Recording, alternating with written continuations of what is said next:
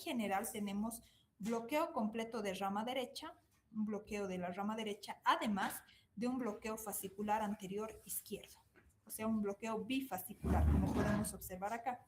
¿Y cómo lo diagnosticamos? Con los criterios habituales que observamos en un bloqueo completo de rama derecha.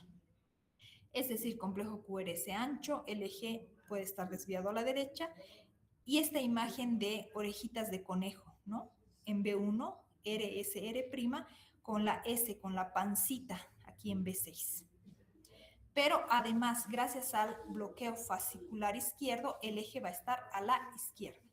Esto es lo característico en un electrocardiograma. Esto ha sido pregunta de examen en los parciales previos, por si acaso. Entonces, ¿cuáles son las características en un electrocardiograma en cardiopatía chagásica? Bloqueo de rama derecha más bloqueo fascicular anterior izquierdo. ¿Listo? Estos dos fascículos están bloqueados. ¿Y cómo lo encuentro en el electrocardiograma? El bloqueo de rama derecha con el QRS ancho, esta imagen típica, en orejas de conejo, pero además el eje a la izquierda. Así nos damos cuenta del bloqueo bifascicular. Pero como les decía, puede haber múltiples alteraciones en Chagas.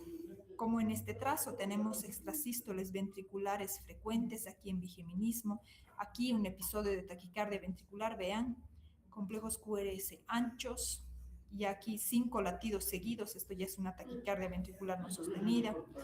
Por otra parte, pausas sinusales, vean una pausa de hasta 6 segundos acá una pausa sinusal mucho más importante, creo que de hasta 15 segundos, o bloqueo auriculoventricular, ¿no? Ven acá el P que conduce al QRS, P, QRS, esta P bloqueada. Otra vez P y su QRS y esta P bloqueada. Esto es un bloqueo auriculoventricular de segundo grado MOVITS 2. Entonces, ¿cuáles son las alteraciones eléctricas o arritmias que puede haber en Chagas? La verdad es que de todo. Fibrilación auricular, taquicardia ventricular, bradicardia sinusal, pausas sinusales, bloqueo auriculoventricular, de todo. Aunque esto es lo más característico de Chagas, pero realmente puede haber de todo, tanto taquiarritmias como bradiarritmias. Y en el ecocardiograma, ¿qué es lo que vamos a encontrar? Depende, pero en general suele haber dilatación y disfunción ventricular izquierda con presencia de aneurismas apicales, aunque también pueden estar en la región basal. Pero es mucho más común los aneurismas apicales, vean en esta imagen, con presencia de un trombo dentro del aneurisma. Últimamente se utiliza el strain, que es la deformación global longitudinal, que nos va a mostrar cómo está la motilidad en las diferentes regiones del ventrículo izquierdo o del ventrículo derecho o de las aurículas, depende que estamos estudiando. Este debería ser el trazo normal que ven ustedes aquí, esta línea verde, y todas las regiones pintadas en diferente color, por ejemplo, aquí está la verde, aquí está la amarilla, cada región se representa con un color diferente. Todas las regiones deberían moverse igual que la línea verde, pero podemos ver acá que está totalmente asincrónico. Entonces, el strain o deformación longitudinal global nos permite evaluar alteraciones de la motilidad de manera precoz, incluso antes de que haya dilatación o antes de que la fracción de eyección está alterada. ¿Cuál es el tratamiento? 4 pilares de tratamiento para el Chagas. En primer lugar, el seguimiento y detección de complicaciones, porque un paciente con serología positiva tenemos que detectar a tiempo las complicaciones. Si bien solamente 1/3 de los pacientes, hasta el 30% de los pacientes va a tener alteración cardíaca, tenemos que saberla detectar a tiempo porque en el peor de los casos podría desarrollar arritmias graves o muerte súbita. En segundo lugar, el tratamiento antiparasitario. En tercer lugar, el tratamiento de la insuficiencia cardíaca. Y cuarto, muy importante, el tratamiento de arritmias. ¿Cómo se hace entonces? Para detectar complicaciones de manera precoz a todos los pacientes con serología de Chagas positiva, vamos a someterlo a una buena anamnesis, examen físico y algunos estudios cardiológicos como electrocardiograma, rayos X, ecocardiograma.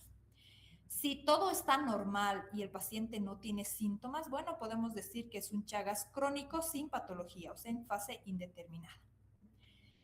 Si encontramos algunos hallazgos patológicos, por ejemplo, en el electrocardiograma, en el ecocardiograma, vamos a decir que ya hay cardiopatía chagásica, pero hay algunos otros casos que no son tan fáciles de definir. Puede ser que el paciente tenga algún tipo de sintomatología, tenga disnea, tenga dolor de pecho, mareos o desmayos, pero todo está normal al examen físico, electrocardiograma, rayos X, todo normal. Entonces, ¿qué tenemos que hacer? Tenemos que completar la valoración con Holter, ergometría, prueba de esfuerzo y otros estudios para realmente descartar o confirmar el compromiso cardiológico, ¿no?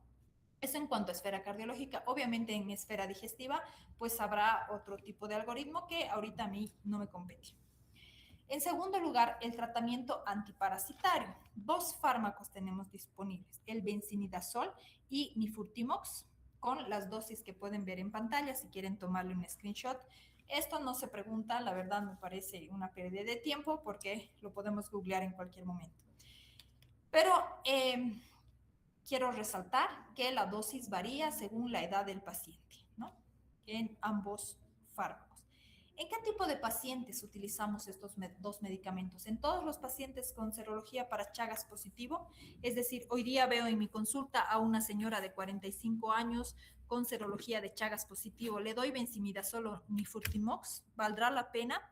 La verdad es que no. Según las guías, debemos de tratar a los pacientes con Chagas, a aquellos con Chagas agudo, es decir, con el signo de Romaña, o pacientes menores de 18 años, aunque sea crónico, aunque lo haya adquirido a sus 2 años y ahorita el muchacho tenga 16 años, eso ya es crónico, pero es menor de 18 años. Entonces, a ellos sí los tenemos que tratar. Y en otros grupos se ha visto que la eficacia disminuye mucho. Por ejemplo, en infección aguda tenemos una eficacia de la droga del 80 al 100%, entonces realmente vale la pena tratar. Cuando hay infección congénita también vale la pena tratar porque la consideramos como una infección todavía aguda. Cuando se trata a personas menores de 18 años, jovencitos, la efectividad baja al 60%, pero todavía yo creo que es un rango bastante adecuado, por eso es que también hay que tratarlo. A los pacientes ya con cardiopatía chagásica, con el corazón dilatado, con arritmias, con alteración gastrointestinal o con infección por Chagas crónica, pero sin ninguna patología demostrada, no se sabe, no hay evidencia de la eficacia de la droga. Por lo tanto, las guías recomiendan no tratar. ¿Pero por qué? ¿No sería mejor tratarlos a todos y así tal vez nos va mejor en todos y así tenemos menos Chagas, aunque el paciente no tenga síntomas, aunque sea adulto? Eso mismo se han preguntado muchos investigadores. De hecho, este es el estudio Benefit, que ha sido publicado, me parece, el año 2015. En este trabajo han participado varios países, entre ellos Bolivia, también Argentina, Brasil, Colombia y El Salvador. A todos los pacientes chagásicos los han dividido en dos grupos. Un grupo de 1.431 personas que han recibido benzimidazol y otros 1.423 que han recibido placebo, es decir, nada. ¿Y cómo les ha ido? Vean ustedes que aparentemente ha sido favorable el resultado, pero ha sido un resultado laboratorial. Es decir, evidentemente ha habido negativización de la serología en los pacientes tratados con benzimidazol, independientemente del sexo, tanto en hombres como mujeres, independientemente de la edad, independientemente de la fracción de eyección, de las alteraciones eléctricas u otras alteraciones ecocardiográficas. Entonces, hasta aquí todo muy bien. Ellos decían que, bueno, hay que tratarlos a todos. Sin embargo, en el seguimiento han visto que clínicamente no ha habido diferencia. Podemos ver que tanto pacientes sometidos a tratamiento con placebo como con benzimidazol han tenido una mortalidad similar, sin una diferencia estadísticamente significativa. Entonces han concluido en que no vale la pena porque no se trata de cambiar el resultado del laboratorial, sino de tratar o de cambiar el resultado clínico. ¿Listo? Tercer pilar, tratamiento de la insuficiencia cardíaca. ¿Cómo tratamos a estos pacientes con patología cardíaca crónica? Pues lo mismo que en insuficiencia cardíaca de otra causa. En general, hacen insuficiencia cardíaca con fracción de eyección baja, por lo tanto, los 4 fantásticos de la insuficiencia cardíaca también los vamos a utilizar acá, que ustedes recuerdan son los beta bloqueadores y SGLT2 como la dapaglifosina, antagonistas del receptor de mineralocorticoides y sacubitril y valsartán o ARNI, ¿no? Esto tienen que saberlo porque también ha sido pregunta de examen previamente. Y por último, el tratamiento de arritmias. ¿Y por qué las arritmias? Porque al inicio les había dicho que la mayoría de las muertes por cardiopatía chagásica son por muerte súbita cardíaca. ¿Y cómo se produce la cardíaca? Precisamente por arritmias. Por eso mueren los pacientes. ¿Cómo tratamos las arritmias? Con fármacos beta bloqueantes de amiodarona, los más utilizados. Sobre todo la amiodarona es el único antiarrítmico que podemos utilizar cuando ya hay cardiopatía estructural. ¿Listo? Si no hay cardiopatía estructural, o sea, en otro tipo de patologías, podemos usar propafenona y otros fármacos, pero en cardiopatía chagásica, isquémica, valvulares, etcétera, solamente la amiodarona, asociado a beta bloqueantes. Y el implante de desfibrilador. Se ha visto que el implante de desfibrilador salva más vidas en cardiopatía chagásica que en otras patologías, ya que tiene mayor tasa de descargas apropiadas. ¿Cuándo indicamos DAI en los pacientes chagásicos? Como en cualquier otra patología, cuando la fracción de eyección es menos del 30%, ¿ya? Aunque el paciente esté bien, aunque acuda a sus consultas, aunque nunca se haya desmayado, fracción de eyección menos de 30% ya es factor de riesgo de muerte súbita y deberíamos considerar el DAI. Por otra parte, paciente que ya ha tenido un síncope, sospechamos mucho que ya ha tenido arritmia ventricular, tiene que ser sometido a implante de DAI.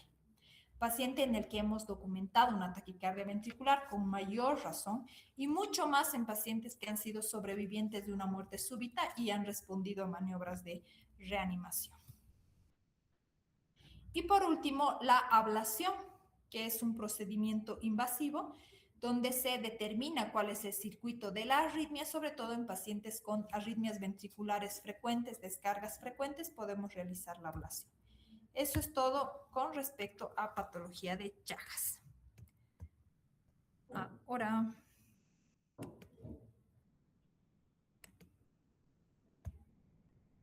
vamos a entrar al segundo tema, que son las enfermedades de pericardio.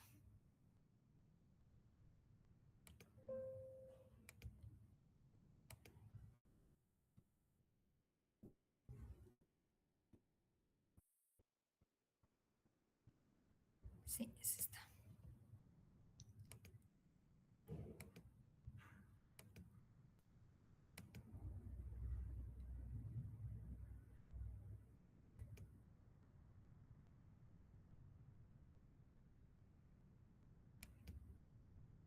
Listo. Enfermedades del pericardio, un tema bastante sencillo, fácil de aprender, pero que tiene también mucha importancia en el manejo de pacientes cardiópatas. Bueno, el pericardio es una capa que envuelve al corazón, que se dobla sobre sí misma, de esta manera se divide en dos, ¿listo? Un pericardio visceral que está en contacto con las cavidades cardíacas y un pericardio parietal. La capa visceral es más que todo serosa en su histología y la capa parietal es más que todo fibrosa. Esa es la diferencia. Entre ambas capas, la visceral y la parietal, existe una cantidad de líquido normal entre 15 a 50 ml. ¿Listo? Eso es normal. Por lo que muchas veces en ecocardiograma van a encontrar un derrame o una cantidad de líquido pericárdico leve, que no necesariamente es patológico, porque hasta 50 ml podemos decir que es normal. ¿Cuáles son las funciones del pericardio? Mantener la posición del corazón en su lugar, evitar la dilatación brusca de las cavidades, reducir la fricción del corazón con los órganos adyacentes y también protegerlo de infecciones adyacentes, sobre todo pulmonares y de mediastino. Comenzamos con la pericarditis. Como su nombre lo dice, será la inflamación, itis del pericardio. ¿Cuál es la causa? ¿Por qué se puede inflamar un pericardio? Generalmente por causas infecciosas, sobre todo virus, que es la causa más común, o bacterias en nuestro medio, Mycobacterium tuberculosis, aunque también puede haber parásitos que lleguen a infectar el pericardio. O puede ser de causa no infecciosa, relacionado con el cáncer, relacionado con el uso de algunas drogas y de causa autoinmune bastante común, sobre todo en mujeres con lupus eritematoso sistémico. Clínicamente, la pericarditis se divide en 3 fases principalmente. Fase aguda, subaguda y crónica. ¿Cuándo decimos que es aguda? Cuando la clínica es de menos de un mes. Cuando decimos que es crónica, cuando es más de 3 meses. Y subaguda será entre 1 y 3 meses.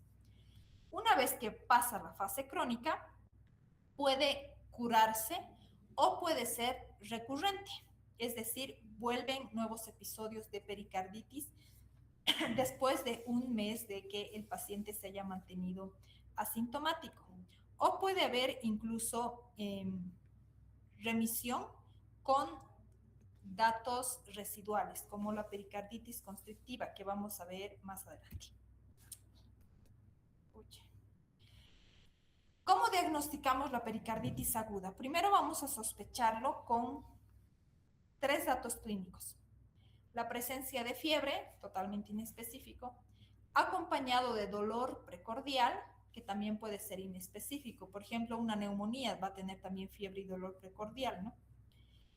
Y además, bastante característico, la presencia de frote pericárdico. Si tenemos estos 3 datos, fiebre, precordalgia y frote pericárdico, clínicamente ya tenemos la triada para hacer el diagnóstico de pericarditis aguda. Ustedes se acordarán que el dolor torácico puede ser de múltiples causas. Infarto de miocardio, puede ser una disección aórtica, puede ser un tromboembolismo pulmonar, neumonía, gastritis, neuritis intercostal, etc. Entonces, ¿cómo será el dolor que nos va a orientar a una pericarditis aguda? En general es de rápida instalación, suele estar en la parte baja del esternón, se irradia a la cara anterior del tórax o a ambos trapecios. En general es de tipo urente, aunque también puede ser pulsátil, opresivo o pungitivo. La intensidad es muy intenso, de 8 a 10 en escala visual analógica del dolor.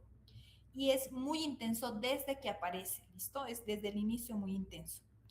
Generalmente se alivia con la posición genipectoral o posición mahometana y empeora cuando el paciente inspira profundamente, se recuesta o tose, ¿no? O hace, digamos, cualquier movimiento brusco torácico, le duele más. Eso es lo característico.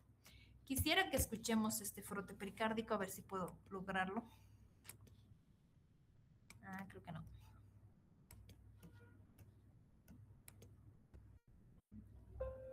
Frote pericárdico. El sonido del frote es bastante característico. Es como que escucháramos la nieve o 2 láminas de cuero frotándose entre sí.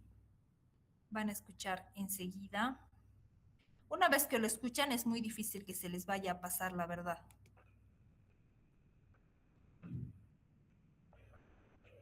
Tiene 3 componentes, un sistólico y 2 diastólicos.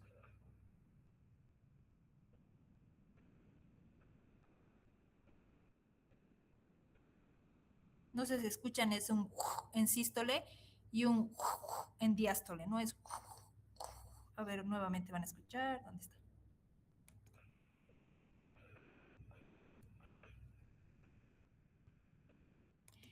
Así se escucha un frote.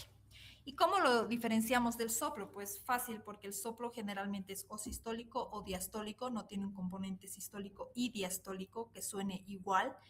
Y el soplo, es, ¿no? Esto es más que todo es un frote.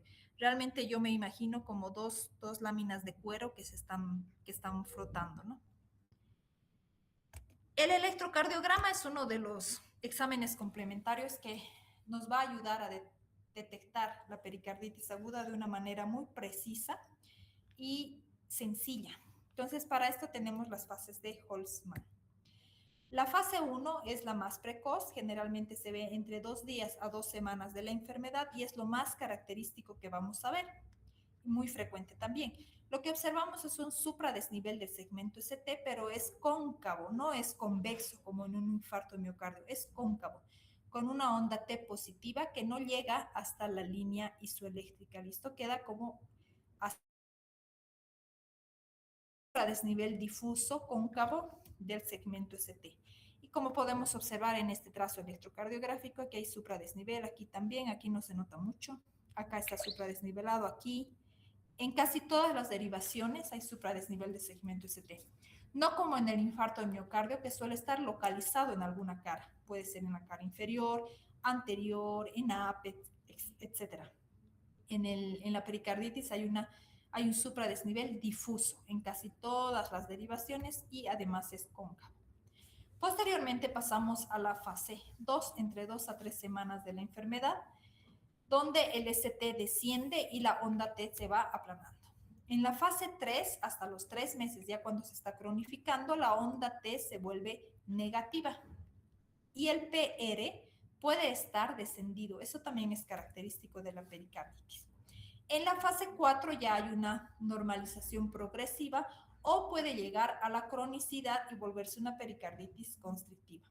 ¿Cuál es el tratamiento? Es muy importante asociar de primera línea colchicina con aspirina, ibuprofeno o indometacina. Esto también es pregunta. De primera línea, aspirina con colchicina o ibuprofeno con colchicina o indometacina con colchicina. ¿Listo? Siempre asociado a colchicina. A estas dosis que ven aquí son dosis muy altas si quieren tomar el screenshot y podemos ver que el tratamiento es bastante prolongado. 1 a 2 semanas de dosis alta, por ejemplo, 750.000 miligramos en el caso de aspirina, y vamos a ir bajando cada 1 a 2 semanas hasta llegar a quitar el medicamento. Entonces, es un tratamiento largo. Y la colchicina la vamos a usar a esta dosis 3 a 6 meses, ¿listo? Por un tiempo prolongado. Ya en casos de pericarditis constrictiva, en casos de pericarditis recurrente, podemos asociar prednisona, pero de primera línea colchicina con alguno de estos AINES.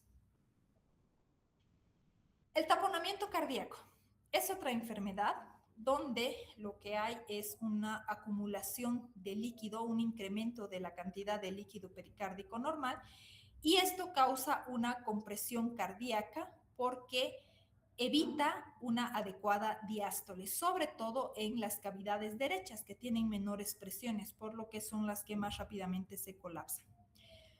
El derrame pericárdico puede llegar a ser una emergencia médica, ya que si progresa, desencadena en un taponamiento cardíaco. ¿Cuál es la fisiopatología? Es muy sencilla de entender. Aumenta la presión intrapericárdica porque hay mucho líquido, por lo tanto las cavidades están comprimidas y no pueden realizar una adecuada diástole. Si no hay buena diástole, entonces disminuye el llenado ventricular, por lo tanto el gasto cardíaco también se ve disminuido y el paciente entra en hipotensión o choque. Recuerden ustedes que el taponamiento cardíaco es una de las 5 T's que hay que considerar en la reanimación cardiopulmonar, ¿no? Como una de las causas reversibles de paro cardíaco. Vean ustedes estas líneas de volumen-presión en el pericardio. Así es como se comporta el pericardio. Inicialmente hay una relativa tolerancia al aumento de volumen hasta que llegamos a un umbral crítico donde cuando hay una cantidad mínima, digamos, de líquido pericárdico excedente, la presión aumenta mucho. Inicialmente no aumenta tanto hasta que llegamos a un umbral, una fase, digamos, de rodilla, y posteriormente hay un incremento súbito de la presión. Esto sobre todo en derrames agudos. Pero cuando hay un acumulamiento lento, crónico de líquido, esta línea se prolonga. Por lo tanto, el pericardio aumenta su volumen, pero además tolera muy bien este aumento de volumen. De manera que el área crítica, el umbral o la parte de la rodilla de la línea está desplazada. Por lo tanto, en derrames crónicos puede haber una gran cantidad de líquido, va subiendo los ml, incluso más de 1 litro de líquido pericárdico, pero todavía el paciente no se tapona porque la presión se mantiene estable. Por lo tanto, es mucho más importante la velocidad de instalación de la enfermedad más que la cantidad de líquido. ¿Cuál es la etiología del derrame pericárdico? Es múltiple, puede ser infecciosa, inflamatoria o neoplásica.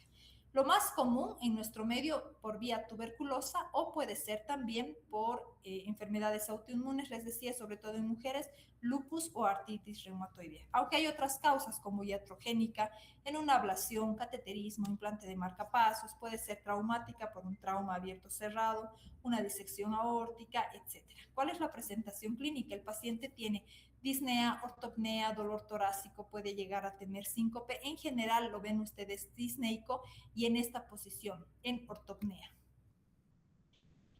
Para hacer el diagnóstico tenemos la tríada de Beck, que consiste en ingurgitación yugular, hipofonesis y además presión arterial baja o hipotensión. ¿Cuál es la tríada de Beck? III. Ingurgitación, hipofonesis, hipotensión. ¿Listo? Y por otra parte, clínicamente podemos encontrar el signo de Kussmaul. ¿A qué se refiere el signo de Kussmaul? Hacemos que el paciente inspire profundamente y la ingurgitación yugular aumenta cuando el paciente inspira. Y por otra parte, el pulso paradójico, que consiste en la disminución más de 10 milímetros de mercurio de la presión cuando el paciente inspira. Estos dos datos son datos de interdependencia ventricular exagerada, precisamente por el derrame pericárdico importante. Ahora, quiero recordarles que el pulso paradójico no es sinónimo o patognomónico de derrame pericárdico o de taponamiento. ¿En qué otras patologías podemos encontrar el pulso paradójico? Tenemos el mnemotécnico tapón. Ta por taponamiento cardíaco, lo que estamos hablando. P por pericarditis constrictiva, otro tipo de enfermedad pericárdica. O por obstrucción de la vena cava superior y N por patología neumológica, es decir, EPOC. En todas estas patologías podemos tener pulso paradójico. En el electrocardiograma, ¿qué vamos a encontrar? Principalmente bajo voltaje, taquicardia sinusal puede haber, sobre todo si el paciente está en un estado crítico, se está por taponar, bajo voltaje y alternancia eléctrica, característico del derrame pericárdico severo. En este trazo podemos observar que está en ritmo sinusal, pero ven, los complejos QRS son bastante pequeñitos, un bajo voltaje generalizado. Y además es característica la presencia de alternancia eléctrica. ¿A qué me refiero? Complejos QRS pequeñitos y luego grande y luego pequeñito y luego grande. Va alternando latido a latido, igual muy característico del derrame pericárdico severo. En la radiografía de tórax vamos a encontrar pulmones en general limpios, un índice cardiotorácico muy incrementado y vean ustedes que los bordes están atenuados. Si nosotros giramos esta radiografía, vamos a ver el signo de copa de champán, ¿no? O signo de la cantimplora también, característico de derrame pericárdico. El ecocardiograma es el estudio que más nos va a ayudar a determinar la presencia de derrame pericárdico y además el taponamiento cardíaco. Claramente se ve líquido alrededor del corazón y muchas veces se encuentran fibrina en el pericardio, en casos crónicos. Y también vamos a poder observar el colapso diastólico, sobre todo de cavidades derechas. Vean, aquí está la aurícula derecha, la aurícula izquierda, el ventrículo izquierdo y el ventrículo derecho. Y vean cómo hay un derrame pericárdico muy importante, severo, que está colapsando a la aurícula derecha y al ventrículo derecho. Este paciente prácticamente estaría en taponamiento cardíaco. También podemos observar por medio del Doppler una alteración del flujo mitral y tricuspidio con la respiración del paciente. Entonces vamos a pedirle al paciente que inspire y expire profundamente y vamos a ver la variación del flujo Doppler tanto en la válvula mitral como tricuspidia. ¿Cuánto tiene que variar? 25% o más en el flujo mitral y 40% o más en el flujo tricuspidio. En este caso estamos valorando la válvula tricúspide y tenemos que medir este gradiente, el más alto, con el gradiente más pequeñito. Y si hay una diferencia de más del 40%, entonces probablemente este paciente ya está ingresando en taponamiento cardíaco. ¿Y cuál es el tratamiento? En primer lugar, ponerle muchos líquidos intravenosos. Aunque su paciente esté hinchado con ascitis, no importa. Se está taponando, eso es una emergencia. Entonces tenemos que colocarle líquidos intravenosos para de esta manera mejorar el retorno venoso y contrarrestar un poco el incremento de la presión intrapericárdica.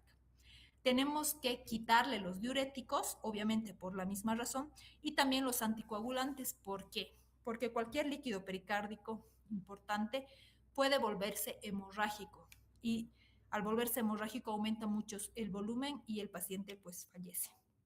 Por eso hay que evitar diuréticos, anticoagulantes y dar mucho líquido. Y por último, el tratamiento de elección. ¿Cuál es la pericardiocentesis? Es un tratamiento que se hace de manera urgente, mucho mejor si es guiada por una ecocardiografía. Y obviamente lo tiene que hacer el personal entrenado. Pero entre tanto, pues ustedes ponen líquidos y quitan estos fármacos al paciente y con eso ya han cumplido, avisan al cardiólogo o al intervencionista para que pueda hacer la pericardiocentesis. ¿Y cuáles son las indicaciones quirúrgicas? Cuando hay derrames loculados con mucha fibrina, cuando ha habido trauma, cuando hay derrame pericárdico recurrente o secundario a una disección aórtica, pues obviamente tiene que ir a tratamiento quirúrgico. Y por último, la pericarditis constrictiva, que no es más que la inflamación crónica del pericardio que hace que se engrose, que se calcifique. Por lo tanto, también se afecta la diástole del corazón. ¿Cuáles son las causas? En general, idiopática. Múltiples pericarditis agudas idiopáticas que a la larga se cronifican y se vuelve constrictiva.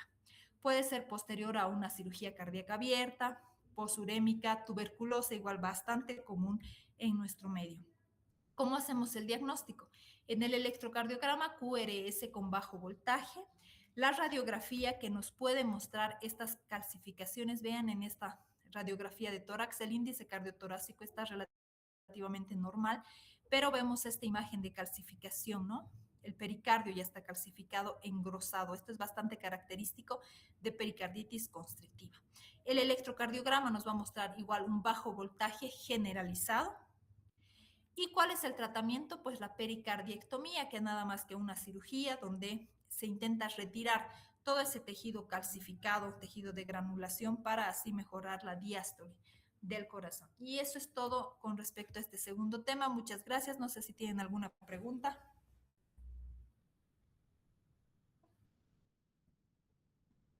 ¿Nada? Muy bien, chicos. Eso sería todo entonces.